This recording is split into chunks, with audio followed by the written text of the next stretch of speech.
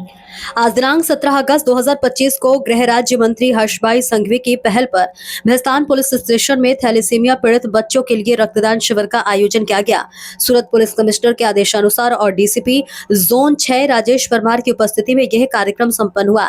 Police inspector Gameti साहब के मार्गदर्शन में आयोजित इस शिविर में पुलिस कर्मियों के साथ साथ स्थानीय नागरिकों ने भी रक्तदान कर मानवीय संवेदनाओं का परिचय दिया। गृह राज्यमंत्री श्री हर्ष संघवी साहेबનું એક આહવાન હતું કે થેલેસેમિયાગ્રસ્ત જે નાના બાળકો છે એમને બ્લડની કમી ન રહે। આ આહવાનને આગળ ધપાવતા પોલીસ કમિશનર શ્રી અનુપમસિંહ ગેહલોત સાહેબ, સેક્ટર 2 શ્રી ડામોર સાહેબ એના માર્ગદર્શન હેઠળ આજે ભેસ્તાન પોલીસ સ્ટેશનમાં બ્લડ ડોનેશન કેમ્પનું આયોજન કરવામાં આવ્યું છે।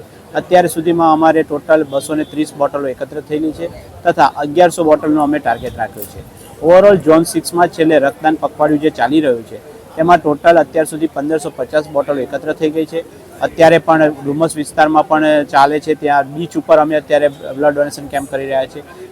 આવતીકાલે એએમએનએસ કંપનીમાં 1100 બોટલનો રક્તદાન કેમ્પ રાખવામાં આવેલો છે। આમ ટોટલ ઝોન 6 વિસ્તારમાં 4500 રક્તદાન બોટલો એકત્રિત થાય એનો અમે ટાર્ગેટ રાખેલા છે।